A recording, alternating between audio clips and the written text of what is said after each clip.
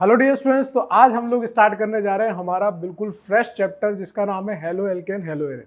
Class 12th में हम लोग पहुंच चुके हैं और क्लास 12 का सबसे पहला चैप्टर है हमारा हेलो एल्केन हेलो एरेन। सबसे पहले तो हम सारी पुरानी बातें करेंगे जो क्लास 11th के अंदर हम लोग सीख के आए हैं, जैसे IUPAC नामकरण, 1 डिग्री 2 डिग्री 3 डिग्री वाली बात, अलाइलिक बेंजाइलिक वाली बात, अल्काइल हैलाइड क्या होता है, उसका नामकरण कैसे करेंगे, उसका सामान्य नाम कैसे लिखेंगे, ये सब मैं आपको पढ़ा चुका हूँ, लेकिन फिर भी दोबारा से एक बार रिवीजन कर लेंगे। ठीक है ना। तो टॉपिक का नाम लिखते पहले तो चैप्टर का नाम क्या है हमारा, बढ़िया से हेडिंग डालेंगे, हेलो एल्केन एवं हेलो एरेन। हेलो एल्केन एवं हेलो एरेन, बढ़िया से हेडिंग लगाएंगे, है ना। इंग्लिश में क्या बोलते हैं, हेलो एल्केन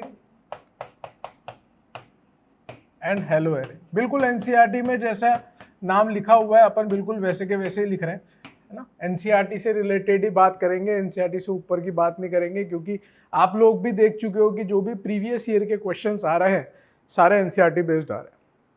मतलब जो भी रिएक्शंस पढ़ेंगे उसमें अपन लोग क्वेश्चंस तो बहुत अच्छा करेंगे ही सही, लेकिन हम लोग एनसीईआरटी से बाहर जाने की कोशिश नहीं करेंगे। कोशिश ये रहेगी कि एनसीईआरटी में जितनी रिएक्शंस दिए उन्हीं को कवर करते रहें। बात समझ में आ रही। नीट का सिलेबस बिल्कुल एनसीईआरटी से मैच करता है, इसलिए हम लोग बात कर रहे हैं। अब देखो, हेलो एल्केन हेलो एरेन जो है उसका अपने दैनिक जीवन में भी बहुत ज़्यादा मतलब योगदान है। हेलो एल्केन्स और हेलो एरेन्स वाले यौगिक का मतलब जो भी हेलोजन रखते हैं ऐसे यौगिकों का।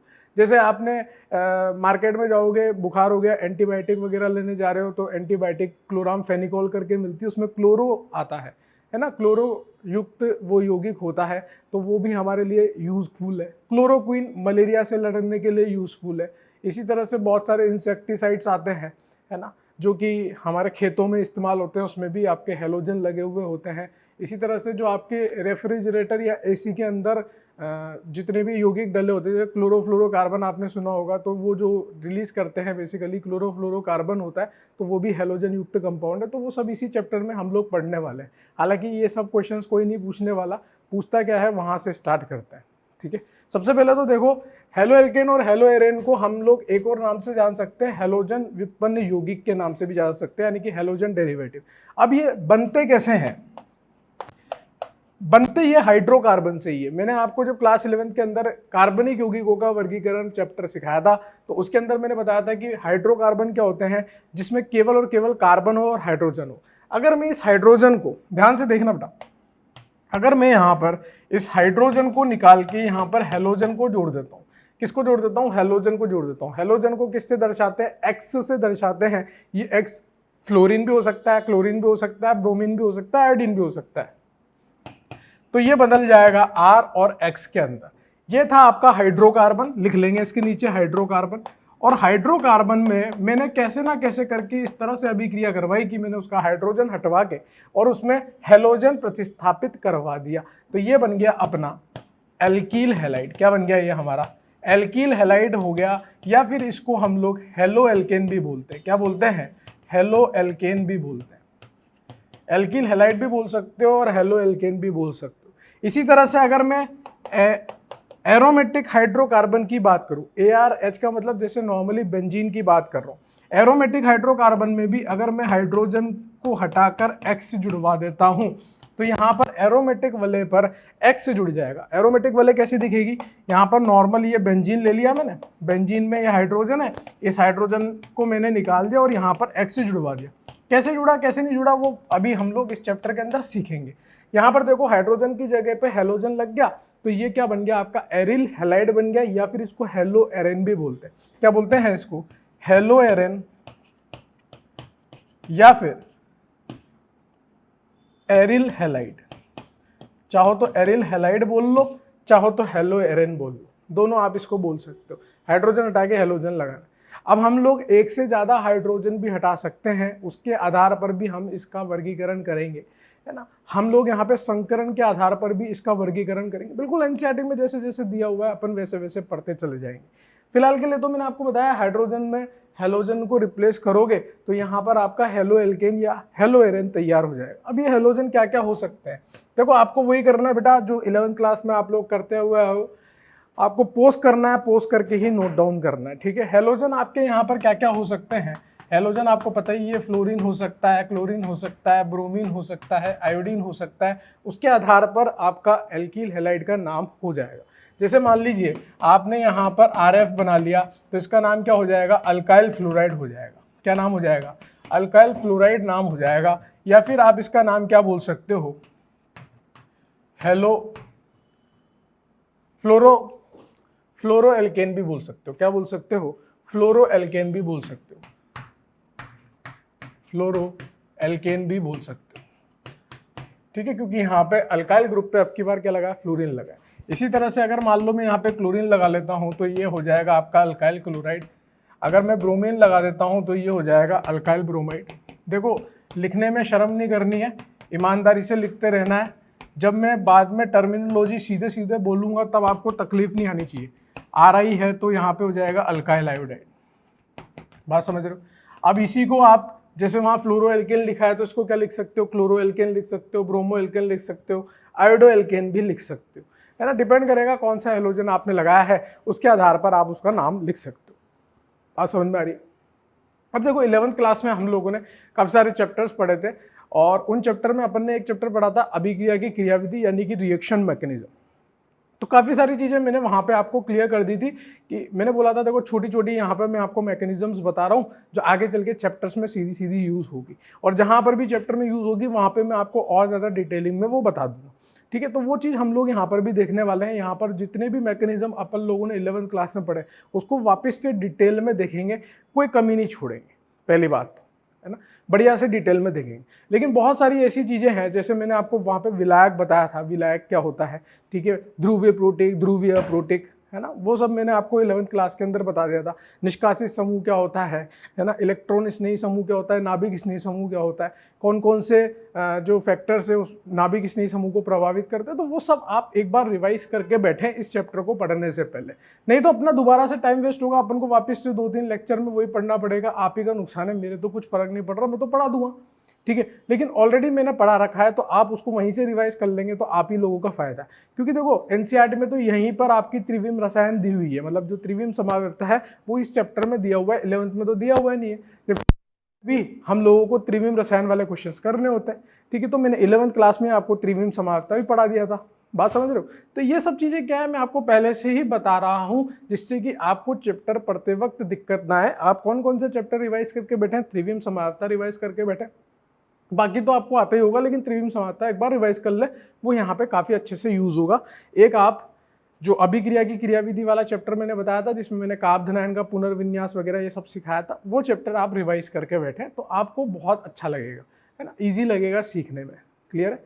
तो अब देखो यहाँ पर हम लोगों ने पहला यहाँ पर लिख लिया कि फ्लोरीन, क्लोरीन, ब्रोमीन, आयोडीन लगाने पर क्या नाम हो जाता है, alkyl fluoride, chloride, alkyl bromide, alkyl iodide. दूसरा नाम क्या हो सकता है, fluoro alkane, chloro alkane, bromo alkane और आयोडो एल्केन, ठीक है। अब हम लोग यहाँ पर वर्गीकरण करने वाले हैं हेलो एल्केन और हेलो एरेन वाले यौगिकों का, कि हेलो एल्केन और हेलो एरेन वाले यौगिकों का वर्गीकरण कैसे कर सकते हैं।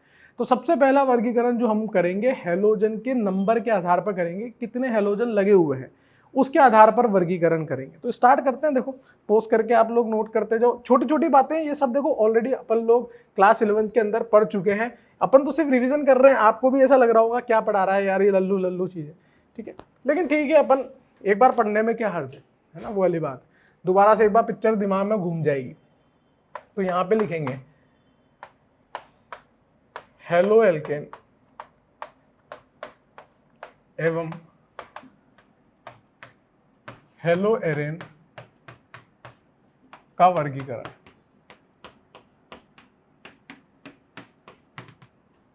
है ना, बढ़िया से हेडिंगे लगाएंगे, है ना। नोट्स बनाने में कोई कमी नहीं छोड़ेंगे, नोट्स अच्छे से बनाएंगे बेटा, ताकि फ्यूचर में आपको रिवाइज करने की बात आए तो आपको अच्छा लगे अपनी नोट्स को देखते हुए, ठीक है। तो हेलो एल्केन हेलो एरेन में सबसे पहला वर्गीकरण है वो किसके आधार पर है, संख्या के आधार पर। हेलोजन की संख्या के आधार पर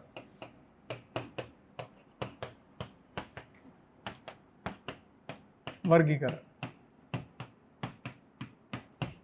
हेलोजन की संख्या के आधार पर वर्गीकरण कर रहे हैं, ठीक है। अब हेलोजन की संख्या के आधार पर वर्गीकरण कर रहे हैं तो यहाँ पर बहुत तरह के हो सकते हैं।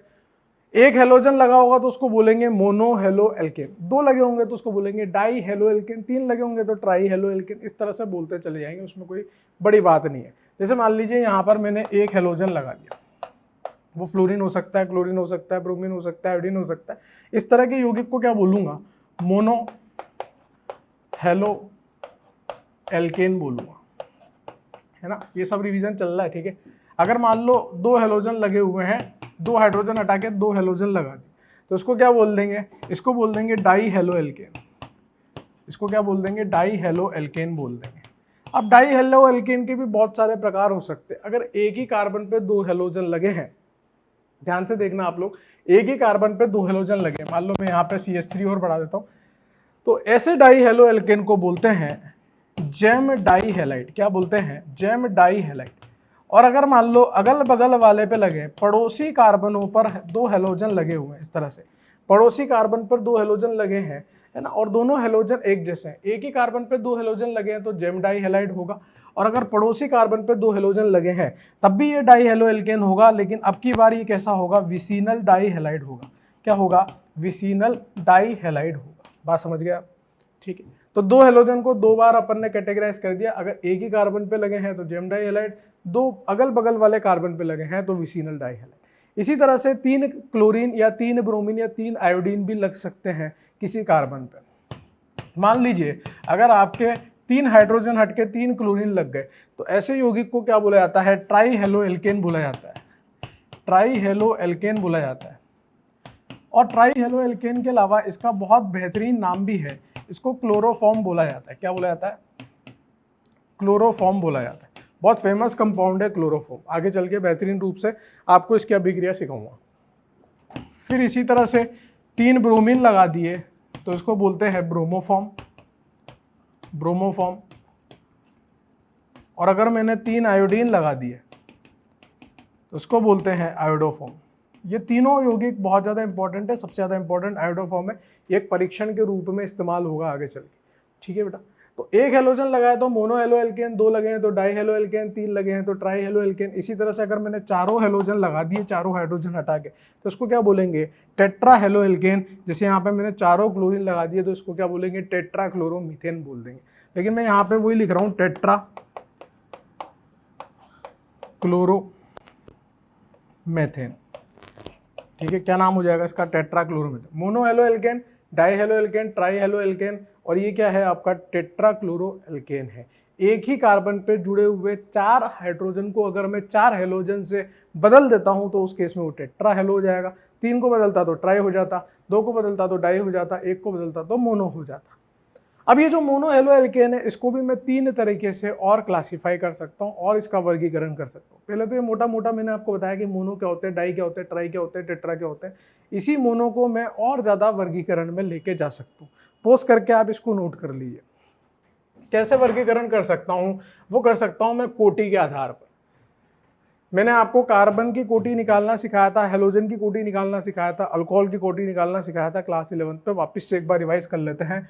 यहाँ पर अगर मान लीजिए मैं यहाँ पर सारे के सारे जितने भी यहाँ पर बंद है, जैसे मान लीजिए यहाँ पर मैंने हेलोजन जोड़ा और इससे यहाँ पर R ग्रुप जोड़ दिया, तो ये जो हेलोजन जुड़ा हुआ है ये कौन सी डिग्री के कार्बन से जुड़ा है, उस बात पर निर्भर करेगा कि हेलोजन की कोटि क्या है, हेलोजन की डिग्री क्या है। यहाँ पर आप देख सकते हो कि ये जो कार्बन है सिर्फ एक कार्बन से जुड़ा हुआ है, मतलब ये R जो है इसके अंदर कार्बन और हाइड्रोजन दोनों होंगे, तो ये कार्बन केवल एक कार्बन से जुड़ा हुआ है। इसका मतलब इस कार्बन की कोटि कितनी है, 1 डिग्री कार्बन ये होगा। ये 1 डिग्री की मतलब 1 डिग्री का कार्बन होगा, और जिस कार्बन से हेलोजन जुड़ा है हमें उसकी ही डिग्री से मतलब होता है। तो ये जो मोनो हेलो एल्केन है, क्योंकि एक हेलोजन जुड़ा है तो ये कैसा होगा हमारे लिए, मोनो हेलो एल्केन होगा। और ये mono halo alkane 1 degree carbon से जुड़ा है, इसलिए ये 1 डिग्री एल्काइल हैलाइड होगा।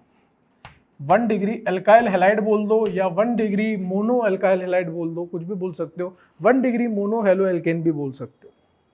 समझ गए आप, ठीक है। अगर यहीं पे मैं क्या करता हूं, इस कार्बन से 2 R समूह को जोड़ देता हूं, हो सकता है वो R और R डैश अलग अलग हो, है ना, उससे कोई फर्क नहीं पड़ रहा। अब आप ध्यान से देखिए, जिस कार्बन से हेलोजन जुड़ा है उस कार्बन की डिग्री हम लोगों को फाइंड करनी है, उस कार्बन की डिग्री हमें ज्ञात करनी है। तो यहाँ पे ये कार्बन कितने कार्बन से जुड़ा है, ये दोनों R के अंदर कार्बन होंगे, 2 कार्बन से जुड़ा हुआ है। अभी भी ये मोनो हेलो एल्केन ही है, लेकिन कार्बन 2 कार्बन से जुड़ा है तो इस कार्बन की जो कोटि होगी वो 2 डिग्री होगी। और अगर ये हेलोजन 2 डिग्री से जुड़ा है तो ये क्या हो जाएगा आपके लिए 2 डिग्री एल्काइल हैलाइड हो जाएगा। यानी कि हम लोग क्या कर रहे हैं बेटा, ध्यान से देखो आप, हम मोनो हेलो एल्केन को भी 1 डिग्री 2 डिग्री इस तरीके से क्लासिफाई कर रहे हैं, इस तरह से वर्गीकरण कर रहे हैं। इसी प्रकार से देखो, अगर मान लीजिए आपके पास ये कार्बन जो है अब की बार 3 कार्बन से जुड़ा है, वो सेम भी हो सकते हैं, वो अलग अलग भी हो सकते हैं। अब आप देखोगे तो जिस कार्बन से हेलोजन जुड़ा है उस कार्बन की जो कोटि आ रही है वो 3 डिग्री आ रही है। वो 3 डिग्री क्यों आ रही है? क्योंकि उस कार्बन से 3 कार्बन डायरेक्टली अटैच है ना, सीधे अटैच हो रहे हैं, सीधे जुड़ रहे हैं, तो ये 3 डिग्री अल्काइल हैलाइड हो जाएगा। और 3 डिग्री अल्काइल हैलाइड भी कौन सा? मोनो वाला। 3 डिग्री अल्काइल हैलाइड भी कौन सा होगा? मोनो वाला होगा। इसी तरह से डाई वाला भी हो सकता है, ट्राई वाला भी हो सकता है। बात समझ गया? तो 1 degree 2 degree 3 degree mono halo alkane को हम लोग फर्दर पुनः क्लासिफिकेशन कर सकते हैं, उसका पुनः वर्गीकरण कर सकते हैं 1 डिग्री 2 डिग्री 3 डिग्री पे। सिंपल है कि नहीं है यार? आसान है कि नहीं है? अब जिस तरह से मैंने एल्काइल हैलाइड आपको बताया उसी तरह से मैं अराइल हैलाइड भी बता सकता हूँ, कोई बड़ी बात तो है नहीं। अराइल हैलाइड की बात कर लेते हैं थोड़ा सा यहाँ पर। अगर मान लीजिए यहाँ पर आपका केवल एक हेलोजन लगा हुआ है, मान लो ब्रोमीन लगा है साहब, एक हेलोजन लगा है, तो ये क्या हो जाएगा आपका? मोनो हेलो एरेन हो जाएगा। ये क्या हो जाएगा? मोनो हेलो एरेन हो जाएगा। बात समझ रहे हो आप? ये आपका मोनो हेलो एरेन हो जाएगा। अगर मान लीजिए आपके 2 हेलोजन लगे हुए हैं, अब बेंजीन पर 2 हेलोजन कहाँ कहाँ लग सकते हैं उसके आधार पर भी फिर यहाँ पर हम लोग क्लासिफाई कर सकते हैं। जैसे 2 ब्रोमीन यहाँ पे लगे हुए हैं तो पहले तो इसको क्या बोलेंगे? डाई हेलो एरेन बोलेंगे। क्या बोलेंगे इसको? डाई हेलो एरेन बोलेंगे। अब क्योंकि ये दोनों ब्रोमीन एक दूसरे के सापेक्ष में 1,2 स्थिति पे लगे, ये 1 पे 2 पे लगा हुआ है, यानी कि एक दूसरे के सापेक्ष में कहाँ लगे हुए हैं? ऑर्थो स्थिति पे लगे, तो इसको क्या बोलेंगे? ऑर्थो डाई हेलो एरेन भी बोल सकते हैं। ऑर्थो डाई हेलो एरेन भी बोल सकते हैं, है ना। मैं जितना शॉर्ट में हो सकता है उतना शॉर्ट में बताने की कोशिश कर रहा हूँ, क्योंकि ये सब छोटी छोटी बातें हैं जो अपन ऑलरेडी जानते हैं, है ना। मतलब ऐसा कोई नया चीज़ तो है नहीं, है ना, तो इसलिए मैं बिल्कुल शॉर्ट में बताने की कोशिश कर रहा हूँ। जब भी 2 हेलोजन 1,2 स्थिति पर होंगे बेंजीन के अंदर तो उनको क्या बोला जाएगा? ऑर्थो डाई हेलो एरेन बोला जाएगा। इसी तरह से 2 ब्रोमीन और कहाँ जुड़ सकते हैं?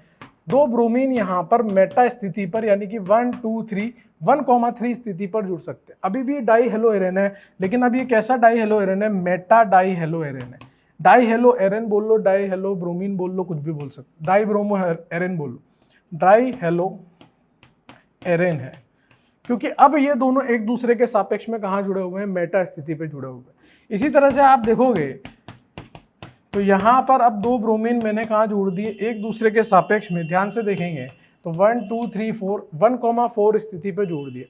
1,4 स्थिति पे जोड़े तो इसको बोलेंगे पैरा डाई हेलो एरेन। क्या बोलेंगे? Para die hello एरेन। कितने हेलोजन आपके एरिल समूह से जुड़े हुए हैं, यानी कि बेंजीन से जुड़े हुए हैं, उस पे डिपेंड करता है कि आपका हेलो एरेन कौन सा। एक है तो मोनो, 2 है तो डाई। अगर 3 हेलोजन लगा देता, 3 हेलोजन लगा देता, मान लो एक हेलोजन यहाँ लगा दिया, एक यहाँ लगा दिया, एक यहाँ लगा दिया, मैं यहाँ भी लगा सकता था, मैं यहाँ भी लगा सकता था, मैं यहाँ भी लगा सकता था, मेरी मर्जी है कहीं पे भी लगाऊं। लेकिन मैं आपको सिर्फ इतना सा बताना चाह रहा हूँ कि अगर आप बेंजीन पर 3 हेलोजन लगा देते हो तो उसको क्या बोलोगे? Try hello एरेन। क्या बोलोगे? Try hello एरेन। कोई इसमें बड़ी बात है क्या? बताओ। 4 लगाओगे तो टेट्रा बोल दोगे, 5 लगाओगे पेंटा बोल दोगे, 6 लगाओगे तो हेक्सा बोल दोगे। बात समझ गया? तो मोनो डाई ट्राई टेट्रा किस तरीके से हम लोग वर्गीकरण कर रहे हैं हेलो एल्केन हेलो एरेन में, आप लोगों को समझ में आ गया होगा। किस तरह से मैंने 1 डिग्री 2 डिग्री 3 डिग्री बताया वो भी आप लोगों को समझ में आ गया होगा। इसमें कोई दिक्कत, कोई परेशानी, किसी प्रकार का चिड़चिड़ापन हो तो आप बता सकते हैं। सर कैसे बताएंगे यार? ठीक है ना, मतलब डाउट वाउट सेक्शन होते हैं, डाउट सेक्शन में जाके आप डाउट पोस्ट कर सकते हो, ठीक है। तो यहाँ पर आपको क्लियर हो गया होगा। ऑर्थो मेटा पैरा वाली बात भी मैंने आपको बता दी, है ना। अब ये तो था पहले तरह का क्लासिफिकेशन, पहले तरह का वर्गीकरण, जिसमें हमने हेलोजन के नंबर के आधार पर, कितनी संख्या हेलोजन की लगी हुई है उसके आधार पर मैंने आपको बताया मोनो, डाई, ट्राई, और साथ में मैंने आपको जेम वाली बात, विसिनल वाली बात भी बता दी। उसके अलावा ऑर्थो, मेटा, पैरा वाली बात भी बता दी, क्योंकि मुझे ऐसा लगता है कि जो बच्चे क्लास 11th में IUPAC वाले चैप्टर को अच्छे से पढ़े होंगे, ठीक है, या जिन्होंने भी मेरे लेक्चर्स देखे होंगे 11th क्लास वाले, तो वो बहुत इजीली इन चीज़ों को समझ सकते हैं। मैंने बहुत चौड़ में, बहुत ज़्यादा अमाउंट में आपको वहाँ पे इनका वर्गीकरण भी सिखा रखा है और IUPAC नामकरण भी सिखा रखा है। बात समझ गए। सेकेंड यहाँ पर जो वर्गीकरण है, ध्यान से देखेंगे आप लोग, सेकेंड वर्गीकरण हम लोग करेंगे संकरण के आधार पर। किसके आधार पर बेटा? संकरण के आधार पर वर्गीकरण। संकरण मतलब हाइब्रिडाइजेशन। संकरण के आधार पर वर्गीकरण। वर्गीकरण किसका चल रहा है? हेलो एल्केन और हेलो एरेन का चल रहा है। अब किसके आधार पे कर रहे हैं? संकरण के आधार पर कर रहे हैं। संकरण का मतलब क्या है? संकरण का मतलब है हाइब्रिडाइजेशन। हाइब्रिडाइजेशन, इंग्लिश में हाइब्रिडाइजेशन बोलते हैं, ठीक है। तो यहां पर भी आप लोग हाइब्रिडाइजेशन के आधार पर अगर हेलो एल्केन, हेलो एरेन का वर्गीकरण करोगे तो सबसे पहले तो हम लोग देखते हैं कि sp3 कार्बन से जुड़े हुए जो हैलाइड होते हैं उनका वर्गीकरण, फिर sp2 से जुड़े हुए वाले दिखेंगे। तो पहले sp3 कार्बन हेलोजन वाले देख लेते हैं। यहां पर जो पहला हमें पढ़ना है, sp3 कार्बन हेलोजन बंध वाले हेलो एल्केन, ठीक है, halo alkane, sp3 carbon halogen बंध वाले हेलो एल्केन, ठीक है। अब sp3 कार्बन हेलोजन वाले जो होंगे उसमें सबसे पहला आएगा आपका एल्कील हैलाइड। कौन आएगा? एल्कील हैलाइड। अब एल्कील हैलाइड, वैसे तो मैंने आपको बता ही दिया एल्कील हैलाइड कौन होंगे। एल्कील हैलाइड यहाँ पर आप देख सकते हो कि जैसे मैंने एक हेलोजन जोड़ा, मोनो वाले की बात करता हूँ, तो एक हेलोजन जोड़ा, इसके पीछे R लगा दिया। ये कार्बन कैसा था? 1 डिग्री, तो 1 डिग्री एल्कील हैलाइड हो गया। आप इस कार्बन को देखोगे, इससे जुड़े हुए सारे के सारे बंध कैसे हैं? सिग्मा बंध है, और सिग्मा बंध है, कोई पाई बंध नहीं है, तो इसका संकरण कितना आएगा? sp3 संकरण आएगा। और sp3 संकरित कार्बन से अगर आपका हेलोजन जुड़ा है तो वो कैसा है? sp3 एल्कील हैलाइड है। कैसा है? sp3 एल्कील halide. अब ये कैसा है? 1 डिग्री एल्कील हैलाइड, जिसको बोल सकते हैं 1 डिग्री एल्कील हैलाइड, sp3 कार्बन से जुड़ा है सर। इसी तरह से आप वही 2 डिग्री वाला भी बना सकते हो। यहाँ पे R, यहाँ पर हेलोजन। अगेन आप यहाँ पर देखोगे, ध्यान से देखोगे बेटा, तो ये कार्बन फिर से 4 बंध रखता है और चारों के चारों सिग्मा बंध रखता है, और सिग्मा बंध रखता है तो ये कार्बन भी कैसा होगा? sp3 होगा, और sp3 कार्बन से हेलोजन जुड़ा हुआ है। इसका मतलब ये भी हमारे लिए कैसा है? sp3 कार्बन हेलोजन बंध वाला हेलो एल्केन है। और ये क्या कहलाएगा आपकी बात? 2 डिग्री अल्काइल हैलाइड, क्योंकि यहाँ पे 2 डिग्री कार्बन से हेलोजन जुड़ा हुआ है। वैसे तो बता चुका हूँ 2 डिग्री कार्बन से जुड़ा हुआ है, फिर से बता रहा हूँ। अगर मान लो इस कार्बन से जुड़ा है, अब वापिस से देखो, आप भले कार्बन से हाइड्रोजन जुड़े हो, कार्बन जुड़े हो, हेलोजन जुड़े हो, उस बात से कोई फर्क नहीं पड़ता संकरण पे। संकरण पे किस बात से फर्क पड़ता है कि सारे सिग्मा बंध है या कुछ पाई बंध भी आ रहे हैं। यहां पर आप देखोगे तो चारों के चारों सिग्मा बंध है। हमें बस संकरण निकालना आना चाहिए कि किस तरह से कार्बन परमाणु का संकरण निकाल सकते हैं, और हमें संकरण भी किसका निकालना है? उस कार्बन का जिससे हेलोजन डायरेक्टली जुड़ा हुआ है।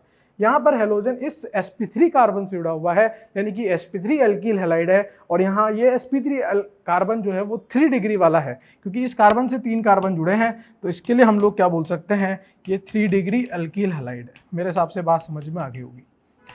sp3 एल्कील हैलाइड कौन से? मतलब एल्कील हैलाइड पहली कैटेगरी मैंने आपको बता दी, जो कि sp3 कार्बन हेलोजन बंध रखते हैं। बहुत सिंपल है, जैसा एनसीईआरटी में दिया है मैं वैसा ही आपको डिक्टेट कर रहा हूँ, कोई बड़ी बात तो है नहीं, है ना।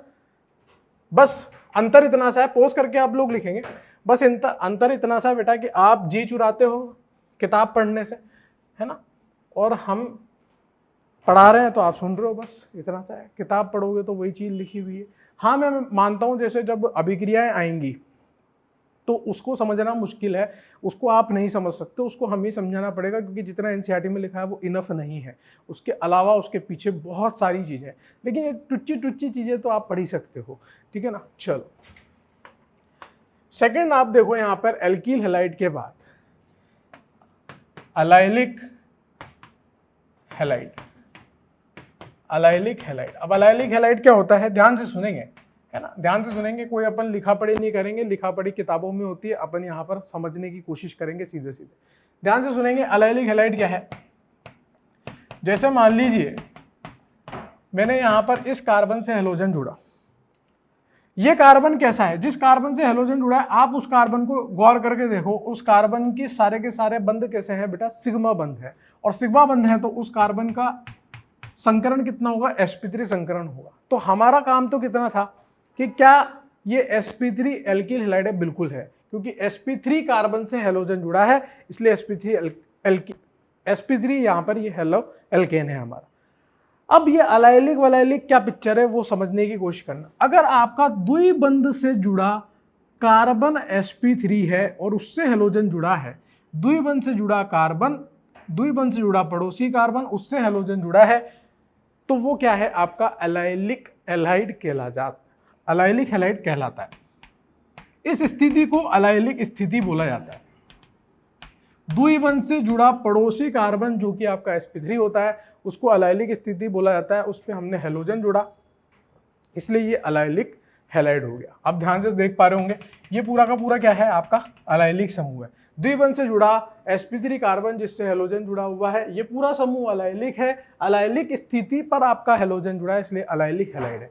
बात समझ रहे हो। जैसे एक और एग्जांपल आप देख सकते हो, यहाँ पर मान लीजिए मैंने यहाँ हेलोजन जोड़ दिया, ठीक है, क्या ये अलाइलिक हैलाइड है क्या, आपसे पूछा जा सकता है कि पहचानो क्या ये अलाइलिक हैलाइड है, तो हाँ बिल्कुल अलाइलिक हैलाइड है। सबसे पहले तो मैं उस कार्बन को देखूंगा जिससे हेलोजन जुड़ा है, वो कैसा होना चाहिए, sp3 होना चाहिए, तो वो तो sp3 है। यहाँ पर सर 3 सिग्मा बंध है, आप तो बोल रहे थे 4 सिग्मा बंध होने चाहिए बेटा, तो एक छुपा हुआ बंध है वो हाइड्रोजन का है। मैं ना ऐसी चीज़ों पर मुक्का मार देता हूँ, ठीक है ना। आपको पता होना चाहिए कि यहाँ 3 बंध है तो चौथा बंध यहाँ पे हाइड्रोजन का होगा, जो नहीं दिख रहा वो सब हाइड्रोजन। तो ये कार्बन sp3 है, और ये sp3 कार्बन कौन सा है, द्विबंध का पड़ोसी sp3 कार्बन है। ये दिख रहा है आपको, यहां से यहां तक का आप ऑब्जर्व करो बस, ये द्विबंध से जुड़ा कार्बन sp3 वाला कार्बन है, यानी कि ये स्थिति कैसी है, जिस कार्बन को मैंने sp3 बोला है अलाइलिक स्थिति है, और अलाइलिक स्थिति से हेलोजन जुड़ा है, इसलिए ये भी अलाइलिक हैलाइड है। तो अलाइलिक हैलाइड कुछ इस तरह के दिखते हैं। इसी तरह से sp3 और कौन कौन से आपके हेलोजन युक्त यौगिक हो सकते हैं, और देखो बेंजाइलिक हैलाइड, बेंजाइलिक हैलाइड, देखो स्थितियां पहचानना इंपॉर्टेंट है, और ये अलाइलिक बेंजाइलिक ये सब अपन लोग पहले ही क्लास 11th में बात कर चुके हैं। अल्काइल क्या होता है, अराइल क्या होता है, विनाइल क्या होता है, बेंजाइल क्या होता है, अलाइल क्या होता है, सब बात मैं आपको बता चुका हूँ, लेकिन अपन लोग रिवीजन कर रहे हैं, बता रहा हूँ, दोबारा देख लो। वो ये halogen, fluorine, chlorine, bromine, iodine, तो 4 तरह के अभी लिख देता दोबारा से, लेकिन टाइम क्यों खराब करें। फिर इसमें भी मैं 1 डिग्री, 2 डिग्री, 3 डिग्री बना सकता हूँ। मान लो अभी तो ये कार्बन कैसा है, एक कार्बन से जुड़ा है तो 1 डिग्री है, अगर मैं यहीं पे एक कार्बन और लटका देता तो ये 2 डिग्री अलाइलिक हैलाइड हो जाता, एक कार्बन और लटका देता तो 3 डिग्री अलाइलिक हैलाइड हो जाता, उससे कोई फर्क थोड़ा पड़ रहा है। कौन सी डिग्री के कार्बन से हेलोजन जुड़ा है वो तो अलग मैटर हो गया, उससे तो हम ये निकाल सकते हैं कि ये कौन सी डिग्री का हैलाइड है, कौन सी डिग्री का हेलोजन वाला यौगिक है। अगर 1 डिग्री कार्बन से जुड़ा है तो 1 डिग्री है, 2 डिग्री से जुड़ा है 2 डिग्री, 3 डिग्री से जुड़ा है 3 डिग्री। अलाइलिक का मतलब क्या है, द्विबंध से जुड़ा पड़ोसी कार्बन sp3 होना चाहिए, उससे कोई आइटम जुड़ा हुआ है तो ये पूरा समूह जो होता है वो अलाइलिक समूह होता है। क्लियर है आपको। अब बेंजाइलिक क्या है, बेंजीन आ रहा है तो पहले बेंजीन तो बनानी पड़ेगी। अब बेंजीन से जुड़ा पड़ोसी कार्बन, बेंजीन से जुड़ा पड़ोसी कार्बन जो कि कैसा होना चाहिए, sp3 होना चाहिए। कैसा होना चाहिए, sp3 होना चाहिए। बेंजीन से जुड़ा पड़ोसी कार्बन जो है sp3 होना चाहिए। अगर उससे हेलोजन जुड़ा हुआ है तो इस पूरे, ये जो यहां से यहां तक है ना, ये पूरा समूह क्या कहलाता है आपका, बेंजाइल कहलाता है। क्या कहलाता है, बेंजाइल कहलाता है। अब बेंजाइल स्थिति से आपका हेलोजन जुड़ा है, इसलिए ये क्या होगा आपका, बेंजाइलिक हैलाइड होगा। क्या होगा, बेंजाइलिक हैलाइड होगा। ये जो स्थिति है ना आपकी, ये वाला जो कार्बन है, ये वाला जो कार्बन है, ये स्थिति आपकी कैसी है, बेंजाइलिक स्थिति है। बेंजाइलिक स्थिति है। बेंजाइलिक स्थिति कौन सी, बेंजीन का पड़ोसी कार्बन, बेंजीन के बाहर जो जस्ट जुड़ा हुआ कार्बन है sp3 संकरण वाला, वो आपका बेंजाइल स्थिति है। उससे अगर आप हेलोजन जोड़ रहे हो तो वो बेंजाइलिक हैलाइड होगा। अब ये भी 1 डिग्री 2 डिग्री हो सकता है, यहाँ पर ये कार्बन, अभी एक कार्बन छोड़ा है तो ये 1 डिग्री बेंजाइलिक हैलाइड है। अगर ये कार्बन से एक और कार्बन जोड़ देता, ये बाहर लटका देता, तो ये 2 डिग्री बेंजाइलिक हैलाइड हो जाता। 3 कार्बन जोड़ देता तो 3 डिग्री बेंजाइलिक हैलाइड हो जाता। 1 डिग्री, 2 डिग्री, 3 डिग्री अलग पिक्चर चल रही है, बात समझ रहे हो आप। और बेंजाइलिक स्थिति एक अलग पिक्चर चल रही है। स्थिति क्या है, बेंजीन से जुड़ा sp3 कार्बन, वो बेंजाइलिक स्थिति है। उस पूरे समूह को बेंजाइल बोलते हैं। उससे अगर हेलोजन जोड़ दिया तो बेंजाइलिक हैलाइड हो गया। 1 डिग्री, 2 डिग्री, 3 डिग्री क्या है, कार्बन कितने कार्बन से जुड़ा है, समझ गए आप। जैसे मान लो एक और एग्जांपल देखो, यहां पर मैंने ये हेलोजन जोड़ दिया, मान लो क्लोरीन जोड़ दिया, और यहां मैं आपका CH3 लगा देता हूं इस तरह से, तो बताओ ये बेंजाइलिक हैलाइड है क्या? बिल्कुल है। क्यों है साहब? बेंजीन से जुड़ा ये कार्बन तो sp3 है, बेंजीन से जस्ट जुड़ा पड़ोसी कार्बन जो sp3 है उससे हेलोजन को जोड़ा है, तो ये बेंजाइलिक हैलाइड होगा, क्योंकि बेंजाइलिक स्थिति से हेलोजन जुड़ा है, बेंजाइल समूह से हेलोजन जुड़ा है, इसलिए ये भी बेंजाइलिक हैलाइड होगा। ये भी क्या होगा, बेंजाइलिक हैलाइड। बेंजाइलिक हैलाइड एक कॉमन टर्म है जिसको हम बेंजाइलिक स्थिति पर लगे हुए समूहों के लिए यूज करते हैं। जैसे मान लो ये पूरा समूह हमारे लिए क्या हो जाएगा, यहां से लेकर यहां तक, ये हमारे लिए बेंजाइलिक समूह हो जाएगा, और ये स्थिति बेंजाइलिक है। ठीक है सर, हर चैप्टर में ऐसा बताऊंगा मैं आपको, हर चैप्टर में सेम वर्गीकरण है। अगर मैं क्लोरीन की जगह OH लगा देता तो वो अल्कोहल हो जाता। आगे वाला चैप्टर देखेंगे जब, तब मैं अल्कोहल के बारे में बता दूंगा आपको ऐसे कैसे, समझ गए आप। तो ये सब sp3 वाले हैं। अभी अपन का टॉपिक क्या था, पहला टॉपिक तो अपना था कि कार्बन मतलब हेलोजन की संख्या के आधार पर, एक हेलोजन है तो मोनो, 2 है तो डाई, 3 है तो ट्राई, 4 है तो टेट्रा, इस तरह से चलता जाएगा, चाहे वो हेलो एल्केन हो चाहे हेलो एरेन हो। फिर अपन ने देखा संकरण के आधार पे, संकरण में अपन ने देखा sp3 कार्बन से अगर हेलोजन जुड़ा है तो वो sp3 हैलाइड होगा। और sp3 वाले कौन कौन से हो सकते हैं, अल्काइल हो सकता है, वो 1 डिग्री, 2 डिग्री, 3 डिग्री हो सकता है, अलाइलिक हो सकता है, अलाइलिक भी 1 डिग्री, 2 डिग्री, 3 डिग्री हो सकता है, बेंजाइलिक हो सकता है, वो भी 1 डिग्री, 2 डिग्री, 3 डिग्री हो सकता है। बात समझ गए आप लोग। अब इसी तरह से अपन sp2 कार्बन से अगर हेलोजन को जोड़ दें तो वो sp2 हैलाइड हो जाएगा। देखते हैं कैसे, पोज करके आप लोग नोट करेंगे, है ना। अब ये सब टुच्ची टुच्ची चीजें हैं, ऑलरेडी अपन लोग पढ़ चुके हैं। मैं बार बार आपको बोल रहा हूँ, आपको भी ऐसा महसूस हो रहा होगा कि हाँ सर ये तो पढ़ ही चुके हैं, है ना। तो इसलिए बस आप सुनते जाएं, नोट करते जाएं, ऐसी कोई खास बात नहीं है, लेकिन आना चाहिए, क्योंकि एनसीईआरटी के पीछे जो सवाल दिए हैं वो तो हमें करने हैं, एनसीईआरटी के जो अंदर सवाल दिए हैं वो भी हमें करने हैं, एग्जाम्पलर में जो सवाल दिए हैं वो भी हमें करने हैं। ठीक है, क्या क्या करना है मैं आपको पहले से बता रहा हूँ। फिर शीट में भी आपको इस तरह के क्वेश्चंस देखने को मिल जाएंगे, डीपीपी में भी आपको इस तरह के क्वेश्चंस देखने को मिल जाएंगे। ठीक है, और इसी तरह के टुच्चे टुच्चे क्वेश्चंस नीट के अंदर पूछे जाते हैं, कोई हार्ड क्वेश्चंस नहीं पूछे जाते हैं। ठीक है सर, sp2 कार्बन हेलोजन बंध वाले हैलाइड, sp2 कार्बन हेलोजन बंध वाले हैलाइड। अब कार्बन हेलोजन समझ गए ना आप, halogen, fluorine, chlorine, bromine, iodine, कुछ भी हो सकता है। ठीक है, तो इसमें जो पहला हमें देखना है ए, वो है हमारा विनाइलिक हैलाइड। अंग्रेजी में क्यों लिख रहा हूं, क्योंकि हिंदी में बस मैं इसको हिंदी में ही लिखूंगा उच्चारण करके, विनाइलिक हैलाइड ऐसे कैसे लिख दूंगा मैं। ठीक है ना, कोई बड़ी बात नहीं है। तो ये छोटी छोटी चीजें आप इग्नोर करना सीखें तो ये आप फायदे में रहेंगे, है ना। अगर एक एक चीज मैं हिंदी में लिखूंगा तो आप ही का नुकसान है, मेरा तो कुछ भी नहीं जा रहा। तो विनाइलिक हैलाइड की बात कुछ ऐसी है बेटा कि अगर आपका द्विबंध से जुड़े हुए कार्बन से हेलोजन जुड़ जाए, यानी कि sp2 कार्बन से आपका हेलोजन जुड़ जाए, sp2 में भी कौन सा, sp2 में भी खुली श्रृंखला हो या वलय हो, लेकिन द्विबंध से जुड़ा होना चाहिए। द्विबंध से जुड़ा कार्बन से अगर सीधे हेलोजन जोड़ दो, पहले द्विबंध से जुड़े कार्बन से बगल वाले sp3 कार्बन से हेलोजन जोड़ते थे तो उसको अलाइलिक बोलते थे, लेकिन द्विबंध से जुड़ा कार्बन जो होता है उससे हेलोजन जोड़ोगे तो ये क्या हो गया, विनाइल। मतलब विनाइल समूह क्या होता है, विनाइल समूह ये होता है, इसको विनाइल समूह कहते हैं। ये आपका विनाइल समूह है।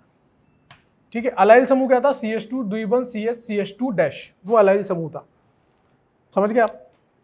तो इस विनाइल समूह से आप अगर हेलोजन जोड़ रहे हो तो ये आपका क्या हो गया, विनाइलिक हैलाइड हो गया। ये आपका क्या हो गया, विनाइलिक हैलाइड हो गया। अब अगर फ्लोरीन तो विनाइलिक फ्लोराइड, क्लोरीन है तो विनाइलिक क्लोराइड, ब्रोमीन है तो ब्रोमाइड, आयोडीन है तो आयोडाइड। ठीक है। फिर अगर आप मान लो यहाँ पर इस तरह से हैलोजन जोड़ रहे हो, क्या ये भी विनाइलिक हैलाइड है क्या? हमें क्या ऑब्जर्व करना है, क्या द्विबंध से जुड़े हुए कार्बन से हैलोजन जुड़ा है, क्या विनाइलिक समूह से हैलोजन जुड़ा है? तो आप यहाँ पर देखोगे तो ये विनाइलिक समूह से हैलोजन जुड़ा है, यानी कि ये कार्बन कैसा है आपका sp2 है, sp2 कार्बन से आपका हैलोजन जुड़ा है, वो sp2 भी द्विबंध वाला था, इसलिए ये क्या होगा आपका विनाइलिक हैलाइड ही होगा। तो यहाँ पे लिख देंगे विनाइलिक हैलाइड। कोई हिंदी में अलग से टर्म नहीं है, हिंदी में भी विनाइलिक हैलाइड ही बोला जाता है। तो ये विनाइल समूह है भाई साहब, समझ गए आप, है ना, इसको विनाइल समूह बोलते हैं। इससे मैं क्या जोड़ रहा हूं उसका आगे नाम लिख दूंगा, समझ गए। अगला देखो, अगला है एरिल हैलाइड। एरिल हैलाइड, अब वापस ध्यान से सुनना, अगर पहले मैंने बेंजीन से जुड़े पड़ोसी कार्बन जो कि sp3 था उससे हैलोजन को जोड़ा था तो वो समूह क्या था, बेंजाइल समूह था।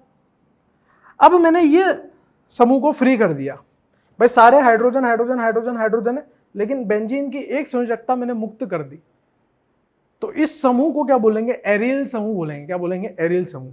इस एरिल समूह से आपने क्या जोड़ रखा है वही नाम हो जाएगा। यहां पर आप एरिल समूह से हैलोजन को जोड़ोगे तो उसका नाम क्या हो जाएगा, एरिल हैलाइड हो जाएगा ना। बेंजीन से सीधे आपने क्या जोड़ दिया, हैलोजन जोड़ दिया, इसलिए इसका नाम क्या हो गया, एरिल हैलाइड हो गया।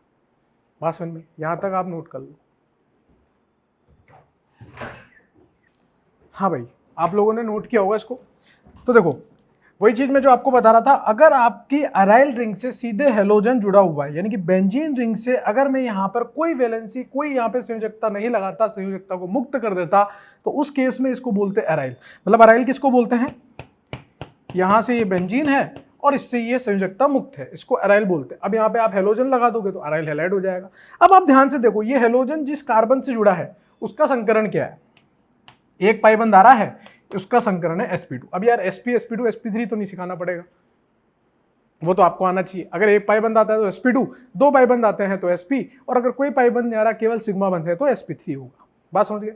अब यहां पर देखो, मेरा मुद्दा है कि मैंने इस अराइल रिंग से हैलोजन को लगा दिया, अब मैं इस अराइल रिंग पे कुछ भी आइटम लगाऊं, कुछ भी लगा दूं, जैसे मान लो मैंने यहाँ पे मेथिल लगा दिया, क्या ये अब भी अराइल हैलाइड है क्या? हाँ, अब भी अराइल हैलाइड है, क्योंकि अभी भी ये बेंजीन वाली वलय जो है इस sp2 कार्बन से ये हैलोजन जुड़ा हुआ है, ये अब भी एरिल हैलाइड ही होगा। अब भी कैसा होगा, एरिल हैलाइड ही होगा। बात समझ गए। तो ये वर्गीकरण था आपका।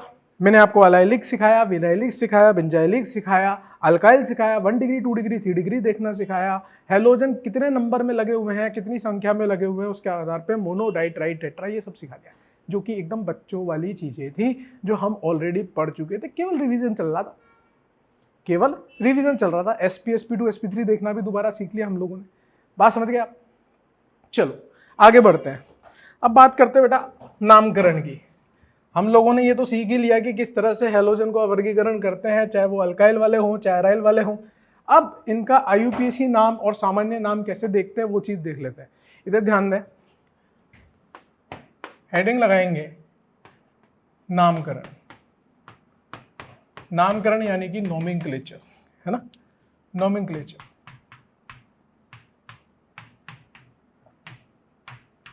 नोमेनक्लेचर की बात कर लेते हैं। मैंने नामकरण इसलिए लिखा क्योंकि मैं दोनों तरह के नामकरण साथ में सिखाऊंगा आपको, सामान्य नामकरण भी और IUPAC नामकरण भी। जब अपन अल्काइल हैलाइड का नाम लिखेंगे, सामान्य नामकरण और IUPAC नामकरण, तो कैसे लिखते हैं वो चीज आप देखिए यहाँ पे, ठीक है। जैसे मान लीजिए मैंने ये अल्काइल हैलाइड लिख दिया, है ना, चाहे मैं अराइल हैलाइड लिख दूं, ठीक है, अल्काइल हैलाइड लिख दूं चाहे अराइल हैलाइड लिख दूं। अगर मेरे को इसका सामान्य नाम लिखना है तो सामान्य नाम यानी कि कॉमन नेम, कॉमन नेम लिखना है तो कॉमन नेम कैसे लिखते हैं, जो भी आपका आर वाला पार्ट है उसको क्या बोलते हैं, एल्कील बोलते हैं, या AR वाला पार्ट है उसको क्या बोलते हैं, एरिल बोलते हैं। तो एल्कील लिख दूंगा मैं यहाँ पे, सिंपल क्या लिख दूंगा, एल्कील लिख दूंगा इस तरह से। और एल्कील से क्या लगा हुआ है, हैलोजन लगा हुआ है, तो हैलोजन को क्या बोलते हैं, सामान्य नाम में हैलाइड बोलते हैं। तो एल्कील हैलाइड, फ्लोरीन होगा तो फ्लोराइड, क्लोरीन होगा तो क्लोराइड, ब्रोमीन होगा तो ब्रोमाइड, आयोडीन होगा तो आयोडाइड। अल्काइल ग्रुप, मेथिल होगा तो मिथाइल, 2 कार्बन वाला होगा तो एथिल, 3 कार्बन वाला होगा तो प्रोपिल, उस तरह से चलता रहेगा एल्कील हैलाइड। बात समझ गया। ठीक है। IUPAC नाम ये थोड़ा सा हमारे लिए सीखने वाली बात है, लेकिन हम लोग 11th क्लास में बहुत चौड़ में बहुत अच्छे से सीख के आए हैं। IUPAC नामकरण को बहुत सारे उदाहरण करते हुए हैं, और इसका IUPAC नामकरण में केवल और केवल एल्केन, एल्कीन, एल्काइन, चक्रीय एल्केन का IUPAC नामकरण यूज होगा, और कुछ भी नहीं होने वाला। क्रियात्मक समूह वाली बात ही नहीं आएगी। किसकी बात आएगी? केवल एल्केन, एल्कीन, एल्काइन और चक्रीय एल्केन, और वो सब एक जैसे चलते हैं। उसमें क्या क्या चलता है मैं बताता हूं आपको। एक होता है 2 डिग्री प्रीफिक्स, यानी कि 2 डिग्री पूर्व लग्न, फिर होता है 1 डिग्री पूर्व लग्न, फिर होता है आपका रूढ़ शब्द यानी कि वर्ड रूट, फिर होता है आपका 1 डिग्री अनुलग्न यानी कि 1 degree suffix. 2 degree suffix picture में नहीं आता, ठीक है। 2 डिग्री प्रीफिक्स, यहां हेलोजन लगा है। हेलोजन को IUPAC के अंदर प्रतिस्थापी माना गया है, क्रियात्मक समूह माना ही नहीं गया, मतलब उसकी औकात कार्बन से कम रखी गई है, इसलिए उसको 2 डिग्री प्रीफिक्स में लिखा जाता है। तो 2 डिग्री प्रीफिक्स जब भी हेलोजन लगा होगा तो उसके लिए क्या क्या लिखाई में आ सकता है, मैं यहां लिख के बता रहा हूं। उसके लिए लिखाई में आ सकता है फ्लोरो अगर फ्लोरीन लगा है, क्लोरो अगर क्लोरीन लगा है, ब्रोमो अगर ब्रोमीन लगा है, और आयोडो अगर आयोडीन लगा है। ये आपके 2 डिग्री प्रीफिक्स हो जाएंगे, फ्लोरो, क्लोरो, ब्रोमो, आयोडो। फ्लोरीन लगाया तो फ्लोरो, क्लोरीन लगाया तो क्लोरो, ब्रोमीन लगाया तो ब्रोमो, आयोडीन लगाया तो आयोडो। और क्लास 11th के अंदर भी मैंने आपको ये बात बताई थी कि IUPAC नाम हमेशा हम लोग अंग्रेजी में लिखेंगे, फिर उसको हिंदी में बदल लेंगे मुंह से बोल के, क्योंकि यहाँ पे अल्फाबेट का चक्कर पड़ता है। 1 डिग्री प्रीफिक्स क्या दर्शाता था कि आपकी जो मुख्य कार्बन श्रृंखला है वो चक्रीय है या फिर अचक्रीय है, मतलब खुली श्रृंखला है। अगर खुली श्रृंखला है तो कुछ नहीं लगाएंगे, खुली श्रृंखला के लिए कुछ भी नहीं लगाते 1 डिग्री प्रीफिक्स में। और अगर आपकी चक्रीय श्रृंखला है, मुख्य कार्बन श्रृंखला चक्रीय है, तो उसके लिए क्या लगाएंगे बेटा? साइक्लो लगाएंगे। उसके लिए क्या लगाएंगे? साइक्लो लगाएंगे। बात समझ गया? वर्ड रूट, वर्ड रूट क्या है? मुख्य कार्बन श्रृंखला में आपके कितने कार्बन है? 1 है तो 2 है, 3 है, 4 है। 1 कार्बन है मान लो, 1 कार्बन है तो उसके लिए मैथ, 2 कार्बन है तो एथ, 3 कार्बन है तो प्रोप, याद आ रहा होगा आपको, 4 कार्बन है तो ब्यूट। इस तरीके से चलता चला जाएगा। शॉर्ट में बता रहा हूं, एकदम ये सब पढ़ चुके हैं इसलिए। 1 डिग्री सफिक्स क्या बताता है आपको? 1 डिग्री सफिक्स बताता है कि आपकी जो मुख्य कार्बन श्रृंखला है वो मतलब संतृप्त है या असंतृप्त है।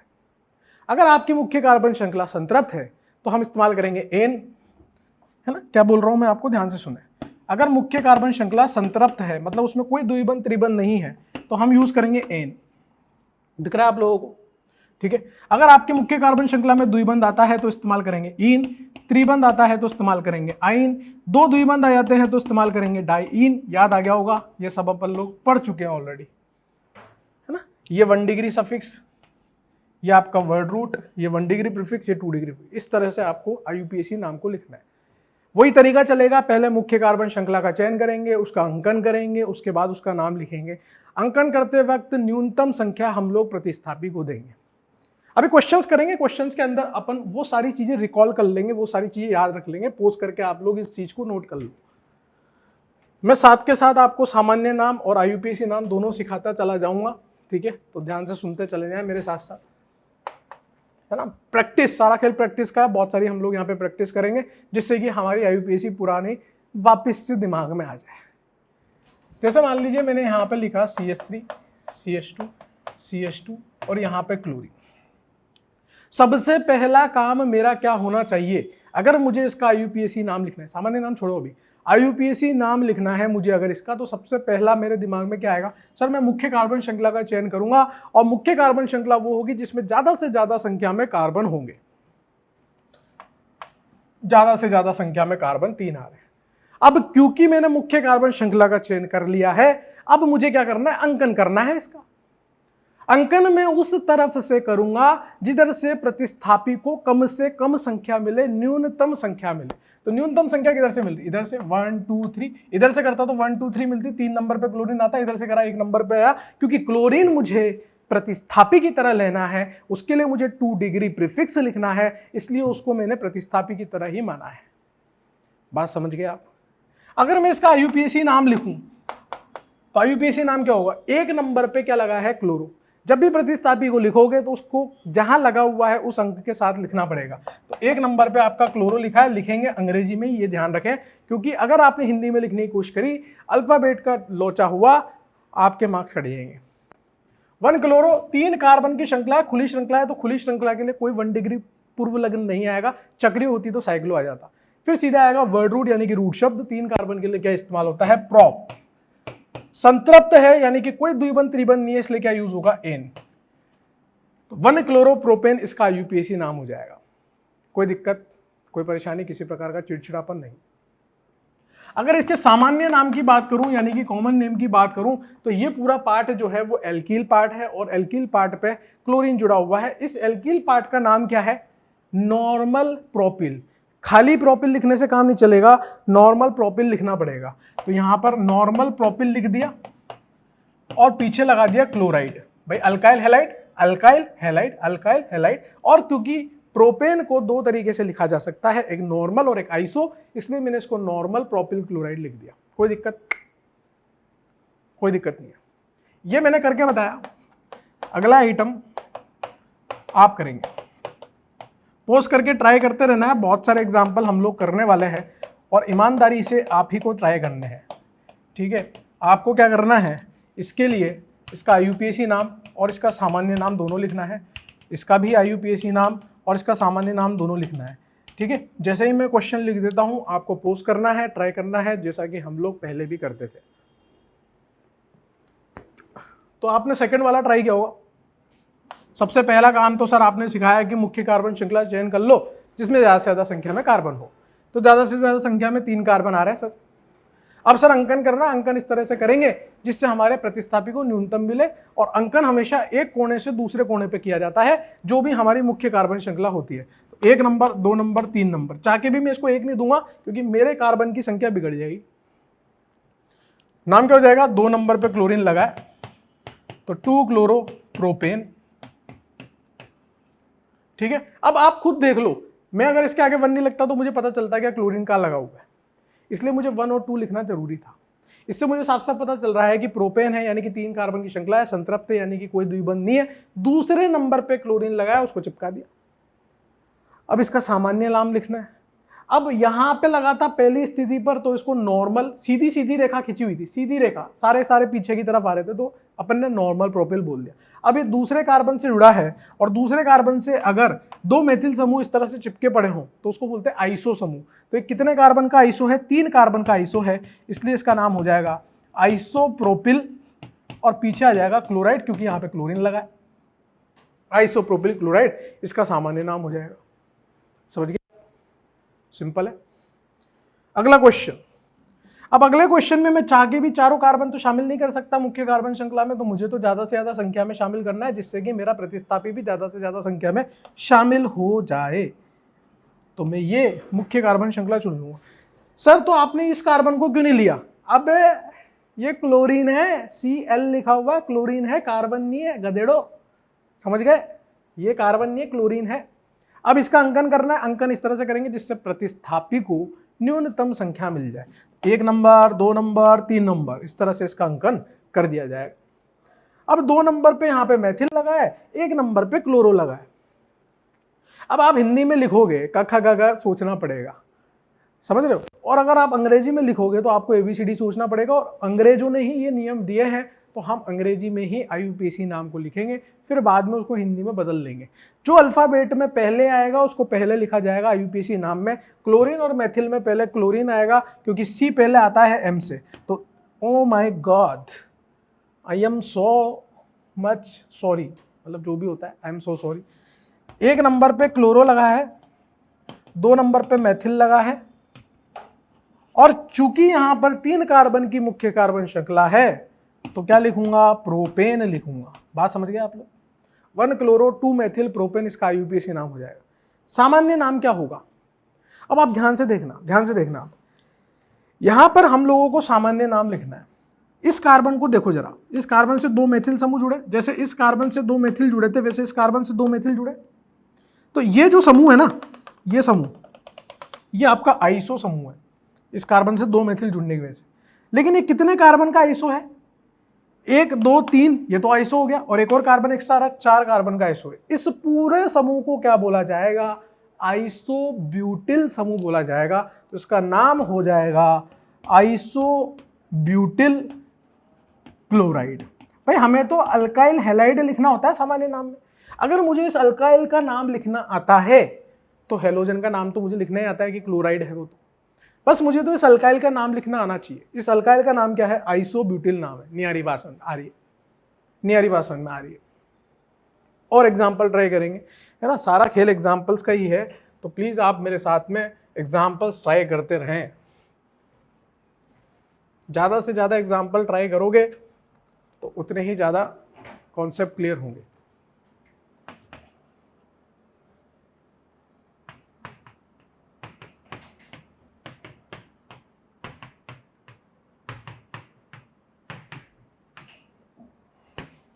पोस्ट करें और ट्राई करते रहें।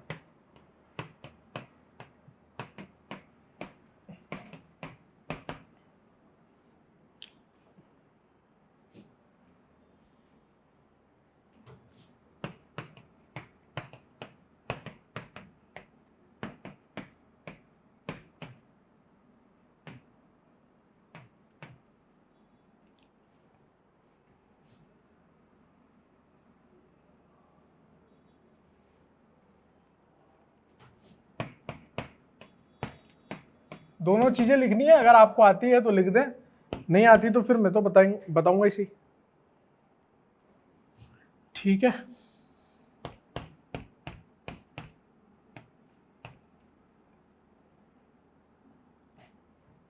है ना, वही आईयूपीएसी नाम और सामान्य नाम दोनों लिखना है।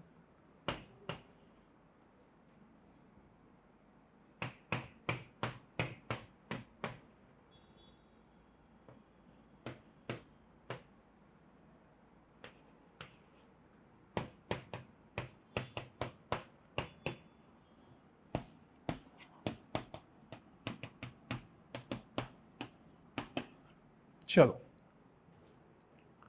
पोस्ट करेंगे और ट्राई करेंगे। तो आपने इसका नाम लिखा होगा, यहां पर इस तरह से 5 कार्बन की मुख्य कार्बन श्रृंखला चुनी होगी, 1 number 2 number 3 number 4 number 5 number इस तरह से दिया होगा। ठीक है, आईयूपीएसी नाम लिखने की कोशिश करी होगी। 1 नंबर पे ब्रोमो है, 5 कार्बन है, तो सिंपली आईयूपीएसी नाम क्या हो जाएगा? 1 bromo propane. Oh my God, 1 bromo pentane. क्या हो जाएगा? 1 ब्रोमो पेंटेन। 5 कार्बन है ना, पेंटेन होगा। समझ गया आप? और अगर आप सामान्य नाम लिखोगे तो इसका सामान्य नाम क्या हो जाएगा? 5 कार्बन सीधे सीधे लिखे हुए हैं, तो ये कैसा है? नॉर्मल पेंटाइल समूह है। कैसा है? Normal pentyl bromide. आईयूपीएसी में भी मैंने ये लिखवाए थे आपको, और साथ साथ मैंने आइसोमरिज्म जो समाव्यवस्था वाला चैप्टर था उसके अंदर भी मैंने आपको लिखाया था कि मैं 5 कार्बन को 8 तरीके से लिख सकता हूं। Normal, iso, secondary iso, active iso, सब चीजें मैंने आपको बताई थी। अमाइल वमाइल वाली बातें भी बताई थी। ठीक है, फिर आपने ये करा होगा, तो इसमें 3 कार्बन की मुख्य कार्बन श्रृंखला है, चाहकर भी मैं बाकी के कार्बन को शामिल नहीं कर सकता। फिर उसके बाद आप यहाँ पे देखोगे तो ये 1, ये 2, ये 3, इस तरह से आप इसको अंकन दोगे, और यहाँ पर इसका आईयूपीएसी नाम लिखोगे। तो आईयूपीएसी नाम क्या होगा? 1 नंबर पे ब्रोमो है, 2 नंबर पे 2 समूह लगे हुए हैं, तो दोनों का अंकन एक साथ लिखना पड़ेगा, 2,2 डाइमेथिल। 3 कार्बन की मुख्य कार्बन श्रृंखला है, तो क्या हो जाएगा? प्रोपेन। 1 ब्रोमो 2,2 डाइमेथिल प्रोपेन इसका आईयूपीएसी नाम हो जाएगा। ठीक है, सामान्य नाम की बात करें, इस पूरे समूह को क्या बोलते हैं? इस पूरे समूह को बोलते हैं नियो ग्रुप। क्या बोलते हैं? नियो। और नियो कितने कार्बन का है? 5, तो इसका नाम हो जाएगा neo pentyl bromide. Neo pentyl bromide इसका सामान्य नाम हो जाएगा। ठीक है, 6 नंबर पे। अब 6 नंबर पे आप देखोगे तो ये चक्रीय वलय है जो कि कार्बन रख रही है, तो ये हमारे लिए मुख्य कार्बन श्रृंखला होगी। अंकन हम इस प्रकार से करेंगे जिससे कि हमारे प्रतिस्थापी को न्यूनतम संख्या मिले।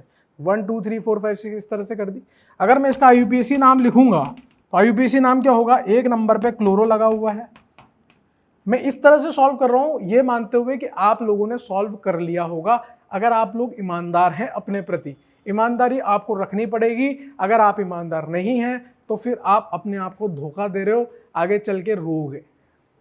मैं पहले लेक्चर में ये सारी बातें बोल देता हूँ, दूर जाके बोलूंगा 10-15 लेक्चर 20 लेक्चर बाद बोलूंगा, जब आधी नैया डूब चुकी होगी तो क्या मतलब है।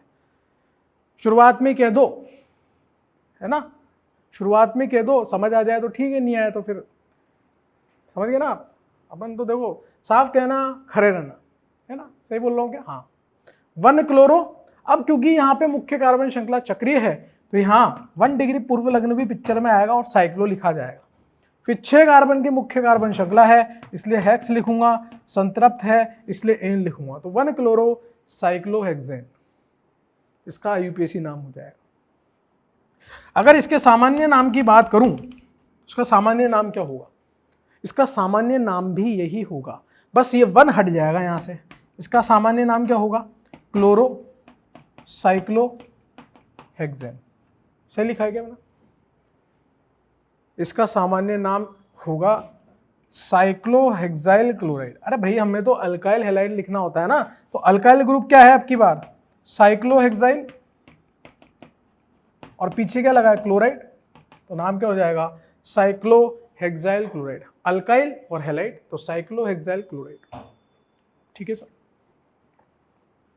चलो 7th नंबर वाला पोस्ट करके ट्राई करेंगे।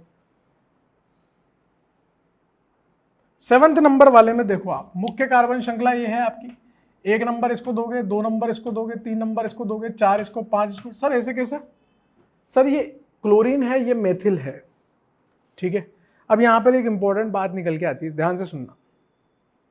जब आप अंकन करते हो मुख्य कार्बन श्रृंखला का, आईयूपीएसी के अंदर नियम बताया था, जब मुख्य कार्बन श्रृंखला का आप लोग अंकन करते हो और मुख्य कार्बन श्रृंखला का अंकन करते वक्त दोनों प्रतिस्थापी को एक जैसे नंबर मिल सकते हैं। अगर आप इधर से करते तो 1 2 3, इधर से करा तब भी 1 2 3, तो आप अंकन अल्फाबेटिकल क्रम के अनुसार करोगे। किसके अनुसार करोगे, अल्फाबेटिकल क्रम के अनुसार करोगे। ये सब मैं लिखा चुका हूं पहले ही, अपन सिर्फ रिवीजन वाली बात कर रहे हैं, वापिस से आपको रवा कर रहा हूं मैं, पुराने पाप धो रहे हैं अपन। तो कहना क्या चाह रहा हूं कि चाहे इधर से करो चाहे इधर से करो, नंबर तो सेम आना है, लेकिन हम किधर से करेंगे, जहां से अल्फाबेटिकल क्रम सही होगा। ये क्लोरो है, ये मेथिल है, तो सी पहले आता है इसलिए यहां से करेंगे। आईयूपीएसी नाम क्या होगा, आईयूपीएसी नाम होगा 3 नंबर पे आपका ओ 1 नंबर पे आपका क्लोरो लिखा है क्योंकि सी पहले आता है, फिर 3 नंबर पे आपका मेथिल लिखा है, चक्रीय है इसलिए साइक्लो लिखूंगा, और हेक्सेन 6 कार्बन है और संतृप्त है तो साइक्लोहेक्सेन। 1 क्लोरो 3 मेथिल साइक्लोहेक्सेन, इसका क्या हो जाएगा, आपका आईयूपीएसी नाम हो जाएगा। समझ गए आप। ठीक है, 8th नंबर में आप देखो यहां पर 2 कार्बन है, तो मुख्य कार्बन श्रृंखला कितने कार्बन की होगी, 2 कार्बन की। अब जब भी आपको एल्कीन एल्काइन जैसे दिखे, यानी कि द्विबंध या त्रिबंध दिखे मुख्य कार्बन श्रृंखला में, तो वहां पे थोड़े से नियम बदल जाते हैं। नियम क्या हो जाता है, हमें मुख्य कार्बन श्रृंखला वो चुननी होती है जिसमें ज्यादा से ज्यादा बहुबंध हो, ना कि कार्बन। यहां पर बहुबंध भी आ रहा है कार्बन भी आ रहा है, तो हमारे लिए बल्ले बल्ले वाली सिचुएशन है, वरना हमें वो चुननी होती है जिसमें बहुबंध ज्यादा हो, ना कि कार्बन। और अब की बार हमें न्यूनतम संख्या जो है वो बहुबंध को देनी है, ना कि प्रतिस्थापी को। अभी मैं ऐसे एग्जांपल भी कराऊंगा। ठीक है, तो यहां पर अभी तो फिलहाल के लिए मैं चाहे इधर से अंकन करूं चाहे इधर से अंकन करूं, कोई फर्क नहीं पड़ रहा, तो मैं इधर से अंकन कर लेता हूं क्योंकि प्रतिस्थापी को न्यूनतम संख्या मिल जाएगी। तो इसका आईयूपीएसी नाम क्या होगा, इसका आईयूपीएसी नाम होगा 1 क्लोरो, 1 पे क्लोरो लगा है, 2 कार्बन है, 2 कार्बन के लिए क्या यूज करूंगा, इथ, और यहां द्विबंध आ रहा है तो क्या यूज करूंगा, इन, तो 1 क्लोरो इथीन इसका आईयूपीएसी नाम होगा। सामान्य नाम क्या होगा, कॉमन नेम क्या होगा, इसका सामान्य नाम क्या होगा बताओ। इस समूह को CH2 द्विबंध CH और डैश, इसको क्या बोलते हैं, विनाइल समूह बोलते हैं। क्या बोलते हैं, विनाइल। तो विनाइल समूह पे क्या लगा है, क्लोरीन, तो नाम क्या हो जाएगा, विनाइल क्लोराइड। क्या नाम हो जाएगा, विनाइल क्लोराइड। समझ गए आप लोग। अब यहां पर देखो, ये वाला एग्जांपल है जिसमें मैं अपनी बातें रखना चाह रहा था। ठीक है, ध्यान से समझना। 9th वाला एग्जांपल आप चाहो तो पोज करके भी ट्राई कर सकते हो। मैंने आपको बताया हमें मुख्य कार्बन श्रृंखला वो चुननी है जिसमें ज्यादा से ज्यादा संख्या में द्विबंध हो या त्रिबंध हो, हमें कार्बन से मतलब नहीं है। कार्बन भी आ रहे हैं तो लपेटे में ले लो, समझ रहे हो। और अंकन करते वक्त हमें अंकन में न्यूनतम संख्या अब की बार बहुबंध को देनी है, ना कि प्रतिस्थापी को। इज्जत बहुबंध को मिलेगी, यानी कि द्विबंध त्रिबंध को मिलेगी, प्रतिस्थापी को नहीं मिलेगी। अगर लपेटे में प्रतिस्थापी भी आ रहा है तो उसको भी ले लो, ऐसा एग्जाम्पल भी करा देंगे। जैसे अगर बात करी जाए यहां पर इस तरह से, यह आपकी मुख्य कार्बन श्रृंखला है, अंकन इस तरफ से करूंगा क्योंकि मैं द्विबंध को न्यूनतम देना चाहता हूं। अगर मैं इधर से करता तो 1 2 3 2 नंबर मिलता है एल्कीन को, इधर से करा तो 1 नंबर मिला एल्कीन को, समझ गया। तो यहां नाम क्या हो जाएगा, 3 नंबर पे आपका क्लोरो लगा है, 3 नंबर पे आपका क्लोरो लगा है, 3 कार्बन की मुख्य कार्बन श्रृंखला है तो प्रॉप लिखूंगा। अब जहां एल्कीन लिखी होती है उसको जो छोटा नंबर मिलता है, 1 भी मिला 2 भी मिला, जो छोटा नंबर मिलता है वो एल्कीन का नंबर होता है। क्या क्या बताना पड़ रहा है देख लो आप, IUPAC आप लोग पढ़ के आए हो फिर भी दोबारा से रिवाइज करानी पड़ रही है। तो यहां पे 1 नंबर पे क्या लिखा हुआ है, 1 इन लिखा हुआ है, ये तो हो गया IUPAC नाम। अब इसके सामान्य नाम की बात करूं, जिसके मैं सामान्य नाम लिख रहा हूं वही इंपॉर्टेंट है, जिसके नहीं लिख रहा वो इंपॉर्टेंट नहीं है, इसलिए चुपचाप देखते जाओ। सामान्य नाम आपको याद है, ये द्विबंध से जुड़ा sp3 कार्बन, पड़ोसी कार्बन sp3 हो, उस समूह को क्या बोलते थे, अलाइलिक समूह बोलते थे। तो ये समूह क्या है, हमारा अलाइल समूह है। क्या है, अलाइल। और इस अलाइल समूह पे अलाइलिक स्थिति पर हेलोजन लगा हुआ है, यानी कि ये क्या हो जाएगा, अलाइल क्लोराइड हो जाएगा। समझ रहे हो आप, सामान्य नाम क्या हो जाएगा, अलाइल क्लोराइड हो जाएगा। और क्वेश्चंस करते हैं इस एल्कीन एल्काइन के ऊपर, थोड़े से कॉन्सेप्ट वो क्लियर होंगे, पोस्ट करके आप लिखते रहेंगे, सॉल्व करते रहेंगे। सामान्य नाम इतने इंपॉर्टेंट नहीं है जितने ज्यादा इंपॉर्टेंट IUPAC नाम है। फिर से बता रहा हूं मैं आपको,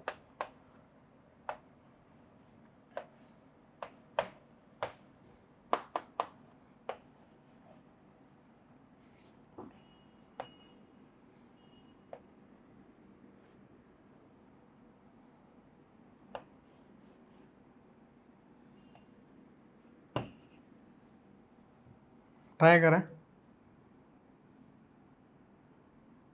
10वां 11वां ट्राई करें पोस्ट करके।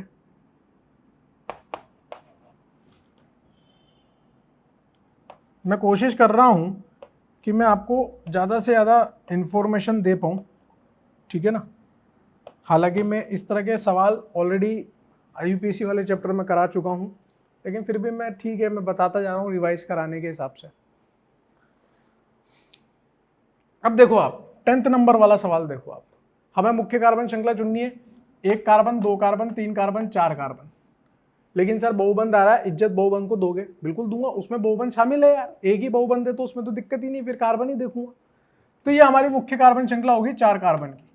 अब आप अंकन करके देखो, अगर मैं अंकन इधर से करता हूं, हवा में करेंगे, हवा में 1 नंबर 2 नंबर 3 नंबर 4 नंबर, और जो छोटा नंबर होता है वो एल्कीन का होता है, यानी कि इस एल्कीन को 2 नंबर मिला इस तरफ से। एक बार जरा इधर से करें, 1 नंबर 2 नंबर 3 नंबर 4 नंबर, इधर से करा तब भी 2 नंबर मिला। चाहे इधर से कर लो चाहे इधर से कर लो, एल्कीन को कोई दिक्कत नहीं है साहब, एल्कीन को कोई परेशानी नहीं है, उसको कोई चिड़चिड़ापन नहीं है। तो हम कोशिश ऐसी कर लेते हैं ना कि हमारे प्रतिस्थापी को भी न्यूनतम संख्या मिल जाए। तो हम किस तरफ से अंकन करें, ब्रोमीन की तरफ से। लपेटे में आ गया, देखो 1 नंबर 2 नंबर 3 नंबर 4 नंबर, हमारी एल्कीन तो बुरा मान ही नहीं रही थी, चाहे इधर से कर लो चाहे इधर से कर लो, लेकिन उधर से करने में हमारा फायदा यह हुआ कि हमारे प्रतिस्थापी को भी न्यूनतम संख्या मिल गई। समझ गए आप, तो हम उधर से करेंगे। इस तरह के एग्जाम्पल्स भी हमें आने चाहिए। अब IUPAC नाम लिखेंगे, केवल IUPAC नाम, इसका सामान्य नाम इंपॉर्टेंट नहीं है इसलिए नहीं लिखेंगे। IUPAC नाम क्या हो जाएगा, 1 नंबर पे ब्रोमो, 1 नंबर पे ब्रोमो, 4 कार्बन मुख्य कार्बन श्रृंखला में है तो ब्यूट, 2 नंबर पे एल्कीन लगी है। भाई ये एल्कीन 1 पे भी लग सकती थी, लेकिन अभी कहां लगी है, 2 पे, तो हम उसकी संख्या के साथ उसको लिखेंगे कि जहां लगी हुई है। तो ब्यूट 2 इन, ये इसका IUPAC नाम हो जाएगा, 1 ब्रोमो ब्यूट 2 इन। जहां पे मुझे लगेगा सामान्य नाम इंपॉर्टेंट है मैं वहां बताते चले जाऊंगा, जहां पर मुझे लगेगा इंपॉर्टेंट नहीं है वहां कोई मतलब भी नहीं है। समझ गए आप लोग। 11 नंबर वाला आप ट्राई करें पोज करके। अब देखो, अगर आपके दिमाग में वो चीज फिटेड है कि नहीं ज्यादा संख्या में कार्बन होनी चाहिए, वो मुख्य कार्बन श्रृंखला होगी, तो आप इस आंसर को गलत कर दो, मतलब इस क्वेश्चन को गलत कर दोगे। अगर आपके दिमाग में ये फिटेड है कि ज्यादा से ज्यादा बहुबंध आने चाहिए मुख्य कार्बन श्रृंखला में, तो आप इसको सही कर दोगे। देखो कैसे, 1 2 3 4 5, 1 2 3 4 5 6, ठीक है। अगर मैं ये वाली चुनता हूं तो 6 कार्बन आ रहे हैं, और मैं ये वाली चुनता हूं तो 5 कार्बन। लेकिन इस 5 वाली में एक फायदा है, ज्यादा से ज्यादा संख्या में बहुबंध आ रहे हैं। तो मेरी मुख्य कार्बन श्रृंखला कौन सी होगी? ये वाली। अगर मेरी मुख्य कार्बन श्रृंखला ये वाली होगी, अब मेरा दूसरा काम क्या है? अंकन करना। अंकन मैं किस हिसाब से करूंगा? जिससे कि एल्कीन को न्यूनतम संख्या मिले। मैं इधर से कर लूं चाहे इधर से कर लूं, एल्कीन को सेम संख्या मिलेगी। तो अब मैं क्या करूंगा? लपेटे में लूंगा हमारे प्रतिस्थापी को भी। यार उसको भी तो मजे करवाएं थोड़े से, उसको अगर न्यूनतम संख्या मिल सकती तो दे देंगे। इधर से करा दिया 1 2 3 4 5, इस तरह से 1 2 3 4 5 किया, जिससे कि हमारा प्रतिस्थापी भी खुश, एल्कीन भी खुश, और मुख्य कार्बन श्रृंखला भी खुश। अब इसका यूपीएससी नाम लिखेंगे केवल, इसका सामान्य नाम इंपॉर्टेंट नहीं है। अब यहां पर 3 नंबर पे 1 2 3 प्रोपिल लगा है, 1 नंबर पे क्लोरो लगा है। दोनों में से पहले किसको लिखा जाएगा? सर जो अल्फाबेट में पहले आता हूं, हाँ। 1 नंबर पे आपका क्लोरो होगा, 3 नंबर पे आपका प्रोपिल होगा। सर आप तो यार इंग्लिश में पढ़ा रहे हो। अब पागल है क्या? पागल है क्या? ये मुख्य कार्बन श्रृंखला इंग्लिश में बोलते होंगे, प्रतिस्थापी इंग्लिश में बोलते होंगे, संख्या न्यूनतम संख्या ये इंग्लिश में बोलते होंगे। ये मैं इंग्लिश में इसलिए लिख रहा हूं क्योंकि यहां पे अल्फाबेट का पंगा है। इसको आप हिंदी में नहीं लिख सकते। क्लोरो मुंह से बोल रहे हो क्लोरो, तो क्लोरो लिखना नहीं आता आपको। प्रोपिल प्रोपिल लिखना नहीं आता आपको। बोलो यार, थोड़ा ईमानदारी रखो भाई। 1 क्लोरो 3 प्रोपिल। अब 5 कार्बन की मुख्य कार्बन श्रृंखला है, तो पेंट। यहां पे बहुत सारी इंपॉर्टेंट बातें आने वाली है, तो वो इंपॉर्टेंट बातें मैं आपको बताता जा रहा हूं। तो 1 क्लोरो 3 प्रोपिल पेंट तक तो मैंने लिख दिया। अब आपको पता है जब एक जैसी 2 एल्कीन, एक जैसी 2 एल्काइन, मतलब एक जैसे 2 बहुबंध आ जाते हैं, तो पेंट यानी कि जो रूढ़ शब्द होता है उसके आगे हम लोग ए लिखा करते थे। तो ये पेंट नहीं होगा, ये होगा पेंटा। और फिर उस एल्कीन की संख्या को लिखते थे जहां जहां पे लिखी है पेंटा 1,4 डाईईन, ये इसका आंसर होगा। तो इंपॉर्टेंट देखो कितनी सारी चीजें इंपॉर्टेंट। एक तो ए लगाना सिखाया, क्लोरोप्रोपिल में से कौन आएगा वो सिखाया, अंकन करना सिखाया, ठीक है, कितनी सारी बातें सिखाई, मुख्य कार्बन श्रृंखला का चयन करना सिखाया। समझ गए आप? प्रैक्टिस। अगला सवाल 12 नंबर। अब 12 नंबर में आप देखो, मैं चाह के भी सारे के सारे बहुबंध शामिल नहीं कर पाऊंगा, तो कोई सी भी आप कार्बन की श्रृंखला चुन लो, 5 कार्बन की आएगी। तो मैंने 5 कार्बन की चुन ली। देखो अगर एक से ज्यादा अगर आपको लगता है कि मतलब कार्बन की श्रृंखला में समान बहुबंध आ रहे हैं, तो फिर हम लोग कार्बन की संख्या देखते हैं। अगर कार्बन की संख्या भी समान आ रही है तो फिर हम प्रतिस्थापी की संख्या देखते हैं। ये सब मैं ऑलरेडी पढ़ा चुका हूं, फिर मतलब या तो फिर मैं आईयूपीएसी पढ़ाने लग जाऊं दोबारा, है ना, या तो फिर मैं आईयूपीएसी पढ़ाने लग जाऊं, फिर वो भी दिक्कत है। तो मैं सिर्फ हल्का हल्का आइडिया दे रहा हूं आपको, है ना, कैसे कैसे क्वेश्चन बन रहे हैं। अब आप देखोगे तो ये वाला जो एल्कीन वाला पार्ट है ये प्रतिस्थापी हो गया, एक ये क्लोरीन जो है ये भी प्रतिस्थापी हो गया। सर हमें सामान्य प्रतिस्थापी तो लिखने आते थे, लेकिन इस प्रतिस्थापी में तो द्विबंध भी आ गया। इसके लिए भी मैंने लिखा रखा है आपको, इस तरह के प्रतिस्थापी को कैसे लिखा जाता है। पहले तो अपन अंकन कर लेते हैं, 1 नंबर 2 नंबर 3 नंबर 4 नंबर और ये 5 नंबर, इस तरह से अपन ने इसका मुख्य कार्बन श्रृंखला का अंकन कर लिया। अब देखो 3 नंबर पे जो ये प्रतिस्थापी लगा है ना, इसको लिखने का तरीका क्या है भाई? एल्कीन वाला प्रतिस्थापी है, एल्कीन वाला, और प्रतिस्थापी के लिए क्या लिखा जाता है? अल्काइल लिखा जाता है, पीछे आइल, मिथाइल, इथाइल, प्रोपाइल, ब्यूटाइल, ऐसे लिखा जाता है। तो ये एल्कीन आइल। अब एल्कीन कितने कार्बन की है? 2 कार्बन की, तो इसका नाम क्या हो जाएगा? इथिनाइल, और इसका नाम होगा क्लोरो। अब क्लोरो और इथिनाइल में पहले किसको लिखूंगा? क्लोरो को। 1 क्लोरो 3 नंबर पे इथिनाइल, 5 कार्बन की है तो पेंट, लेकिन पेंटा आएगा, और 1,4 डाईईन आएगा। समझ गए आप लोग?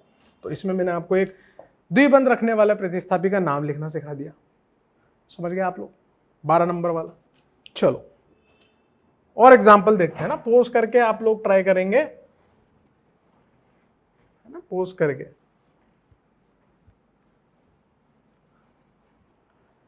और एग्जाम्पल देखो आप, जैसे मान लो आपके पास इस तरह के एग्जाम्पल आ जाए, 13 नंबर, 14 नंबर, यहां पर हेलोजन, यहां पर हेलोजन। अभी तक अपन ने जितने भी एग्जांपल देखे वो मोनो हैलाइड के देखे अपन ने अल्काइल वाले, अलाइलिक वाले, विनाइलिक वाले, एरिल वाले नहीं देखे। अभी तक अपन अल्काइल वाले पे बात चल रही है। अल्काइल वाले में अपन ने मोनो वाले देखे। अब मैं डाई ट्राई वाले पिक्चर में ला रहा हूं। इसका आपको क्या करना है, IUPAC नाम और इसका सामान्य नाम दोनों इंपॉर्टेंट है, एनसीईआरटी में दिया है। जो एनसीईआरटी में दिया है वो हमारे लिए ज्यादा इंपॉर्टेंट है रादर देन अपनी फालतू की नेतागिरी झाड़ना। मतलब मैं नहीं चाहता कि मैं ज्यादा ज्ञान झाड़ूं, है ना, जितना सफिशिएंट है उतना झाड़ने में समझदारी है। तो सर IUPAC नाम तो हम लिख लेंगे, वो हमारे पे छोड़ दो, सामान्य नाम आप बता देना, मांडोली कर लेते हैं। चलो ठीक है, इतना भी ठीक। सर 2 कार्बन की मुख्य कार्बन श्रृंखला है, यहां पर इसको 1 नंबर देंगे, 2 नंबर देंगे, कोई एल्कीन वेल्कीन का चक्कर नहीं है। जहां पे प्रतिस्थापित ज्यादा से ज्यादा आ रहे हो उसको अपन न्यूनतम संख्या दे देंगे। नाम हो जाएगा सर 1,1 डाइक्लोरो, 2 कार्बन इसलिए एथ और संतृप्त इसलिए एन, तो 1,1 डाइक्लोरो इथेन इसका नाम हो जाएगा। हमने IUPAC नाम लिख दिया सर। अब आप सामान्य नाम बताओ। चलो आपका टाइम चालू होता है। अब जब एक कार्बन पे 2 हेलोजन लगे हों तो पहले तो इसको कैटेगरी को समझो, ये क्या है, जेम डाई हैलाइड। मैंने हालांकि पहले ही बता दिया आपको, ये जेम डाई हैलाइड होते हैं, है ना, जिन पे एक ही कार्बन पर 2 हेलोजन लगे होते हैं उनको जेम डाई हैलाइड बोला जाता है। एक जैसे हेलोजन लगे होने चाहिए, उनको जेम डाई हैलाइड बोला जाता है। और इन जेम डाई हैलाइड के लिए जो सामान्य नाम है इन जनरल वो क्या लिखा जाता है, वो देखो आप, इनके लिए लिखा जाता है अल्काइलिडीन हैलाइड। इन जनरल बताया मैंने आपको, क्या बताया, अल्काइलिडीन हैलाइड, ये इन जनरल लिखा जाता है। अब डिपेंड करेगा कितना अल्काइल में माल है। अल्काइल में यहाँ 2 कार्बन का माल है, तो 2 कार्बन के लिए क्या हो जाएगा, इथाइल, तो इसका नाम क्या हो जाएगा, इथाइलिडीन और क्लोराइड। ठीक है, ब्रोमीन होता तो ब्रोमाइड हो जाता, आयोडीन होता तो आयोडाइड हो जाता, 3 कार्बन होते तो प्रोपाइल हो जाता, तो प्रोपाइलिडीन हो जाता। इस तरह से लिख सकते हो, तो इसका नाम हो जाएगा अल्काइलिडीन क्लोराइड। जब एक ही कार्बन पे 2 हेलोजन हो, जब 2 अगल बगल अड़ोसी पड़ोसी वाले पे 2 हेलोजन लगे हों तो ऐसे को बोलते हैं विसिनल डाई हैलाइड। पहले भी बता चुका हूं, इस कैटेगरी को क्या बोलते हैं, विसिनल डाई हैलाइड बोलते हैं, अगल बगल पे। सर वापस से मांडोली कर लेते हैं। इसका IUPAC नाम तो हम बता देंगे, सामान्य नाम आप बता देना। चलो ठीक है, ये 1,2, यहाँ पे 1,2 डाई क्लोरो और इथेन, 2 कार्बन है सर ये हमने बता दिया। सब तुरंत प्रभाव से आप सामान्य नाम बता दो, बता देते हैं। इसका सामान्य नाम होगा एल्काइलिन डाई हैलाइड। क्या होगा, एल्काइलिन डाई हैलाइड। ध्यान से समझना, उसका नाम था अल्काइलिडीन हैलाइड, इसका नाम है अल्काइलिन डाई हैलाइड। यहां डाई लिखना पड़ा, वहां अल्काइलिडीन में अपने आप डाई छिपा हुआ था, वहां डाई छिपा हुआ था, यहां मुझे डाई लिखना पड़ा। अब कितना माल है, 2 कार्बन का माल है, तो क्या हो जाएगा, इथाइलिन डाई क्लोराइड, इसका IUPAC सॉरी सामान्य नाम हो जाएगा इथाइलिन डाइक्लोराइड, इथिलीन डाइक्लोराइड। समझिए आप, सिंपल है। ये तो थे 2 हेलोजन लगे हों, है ना, 2 हेलोजन के मेनली 2 एग्जाम्पल फिक्स है, इसमें से ही पूछा जाता है। अब मान लो 3 हेलोजन लगे हों एक ही कार्बन पे, जैसे 3 क्लोरीन लगा दिए मैंने, 2 एग्जाम्पल करेंगे, 2 एग्जाम्पल ज्यादा इंपॉर्टेंट है इसके लिए। ये 3 हेलोजन, इसका IUPAC नाम और इसका सामान्य नाम, इसका IUPAC नाम और इसका सामान्य। अब आप दोनों लिख सकते हो, मैंने सब बढ़ा रखा है आपको, आप दोनों लिख सकते हो, कोशिश करो पोज करके। सर यहां तो हमने कोशिश कर ली, एक कार्बन आ रहा है उसी को 1 नंबर देंगे। 1 लिखने की भी सर आवश्यकता तो वैसे नहीं है, क्योंकि उसी कार्बन पे सब जुड़ना है। तो यहां पर सर नाम हो जाएगा क्लोरीन क्लोरीन क्लोरीन, यानी कि 3 क्लोरीन है तो ट्राई क्लोरो मीथेन। इसी तरह से सर नीचे वाले का लिखोगे तो यहां पर वही एक कार्बन की मुख्य कार्बन श्रृंखला, एक ही कार्बन है, ट्राई आयोडोमीथेन। सर सामान्य नाम आप बता दो ना सर सुन लो भाई, इसका सामान्य नाम क्या है, एक ही कार्बन पे 3 क्लोरीन है, इसको बोलते हैं क्लोरोफॉर्म। क्या बोलते हैं, क्लोरोफॉर्म, जिसको सूंघने से आदमी बेहोश कोमा में भी जा सकता है। है ना, किडनैपिंग करने के लिए इस्तेमाल होता है। पहले तो ये बेसिकली ऑपरेशन करने के लिए इस्तेमाल होता था, मरीज को सुंघाते थे, बेहोश हो जाता था, कट कट कट काट पीट के उसको वापस जोड़ के फिर वो होश में आ जाता था। लेकिन बाद में इसका उपयोग किडनैपिंग में भी होने लगा। और ये होता है आयोडोफॉर्म, है ना। क्लोरोफॉर्म जो होता है आपका वो लिक्विड होता है, यानी कि द्रव होता है। कैसा होता है? द्रव होता है ना, लिक्विड फॉर्म में होता है। लेकिन जो आयोडोफॉर्म होता है आपका वो येलो ठोस होता है, येलो सॉलिड होता है, और ये एंटीसेप्टिक की तरह काम करता है, प्रतिरोधी की तरह, एंटीसेप्टिक की तरह काम करता है। जब कहीं चोट लग जाती है तो डॉक्टर के पास जाते हैं, पीले रंग की दवा लगा के और पट्टी बांध देता है ना, वो आयोडोफॉर्म होता है, टिंचर ऑफ आयोडीन। क्लोरोफॉर्म के बारे में आपको पता है, लिक्विड होता है, बेहोश करने के काम में आता है वो सारी जगह। और भी ज्यादा जानकारी में जब इसके बारे में और डिटेल में हेलोफॉर्म पढ़ाऊंगा तब बात करेंगे, समझ गए आप। तो यहां तक पहले नोट कर लो, फिर आगे बात करें। हाँ भाई, लिख लिया आप लोगों ने, ठीक है। अब देखो लेक्चर ज़्यादा लंबा हो जाएगा, तो अपन क्या करते हैं, बाकी का जो माल है वो अगली क्लास में पढ़ेंगे, ठीक है। बाकी के माल में क्या है, अभी मैंने आपको अल्काइल हैलाइड का मेनली IUPAC नाम लिखना सिखाया, अराइल हैलाइड का मैं आपको अगली क्लास में सिखा दूंगा, 2, 5, 10 एग्जाम्पल उसके भी करेंगे। फिर उसके बाद अपन है ना, देखो इसमें थोड़ा सा हम पढ़ने का तरीका थोड़ा डिफरेंट रखेंगे। जैसा NCERT में गच गच गच गच दिया हुआ है ना, वैसे वैसे नहीं पढ़ेंगे, है ना। NCERT में आप देखोगे ना वहाँ पे खोल के उसको, तो आप खुद समझ जाओगे, उसने लिखा है ये रिएक्शन हम लोगों ने 11वीं क्लास में पढ़ ली है, ये रिएक्शन हम लोगों ने 11वीं क्लास में पढ़ ली है, ये रिएक्शन हम लोगों ने 11वीं क्लास में पढ़ ली है। बेवकूफ़ बना रखा साले ने, समझ गए आप बात को। तो अपन यहाँ पे पढ़ने का तरीका थोड़ा सा अलग रखेंगे। पढ़ने का तरीका क्या है, पहले हम लोग यहाँ पर केमिकल प्रॉपर्टीज पढ़ेंगे, यानी कि रासायनिक जो अभिक्रियाएं हैं हेलोजन वाली, वो पहले देखेंगे, क्योंकि उसमें मैकेनिज्म आएगा SN1, SN2, E1, E2, वो सब हमें पहले सीखना है। उसके बिहाफ पे फिर फिजिकल जो प्रिपरेशन मेथड है, यानी कि निर्माण की विधि है, वो हम लोग पढ़ पाएंगे, क्योंकि वहां पे इस्तेमाल हो रहा है वो, और उसने पहले दे दिया, फिर वो बोलता है कि पहले आगे का पढ़ लो फिर ये पढ़ लेना। समझ गए आप बात को। तो पहले अपन लोग केमिकल प्रॉपर्टीज पढ़ेंगे, फिर मेथड ऑफ प्रिपरेशन पढ़ेंगे, और फिर आपको ऐसा एहसास होगा कि सर NCERT की पूरी रिएक्शंस कवर नहीं हो पाई, तो फिर मैं आपको एक लेक्चर रिवाइज कराते हुए पूरा दिखा दूंगा, देखो ये सब मैं आपको पढ़ा चुका हूँ, ठीक है sir. Thank you so much, next class में मिलते हैं। NCERT को जरूर पढ़ें, थैंक यू।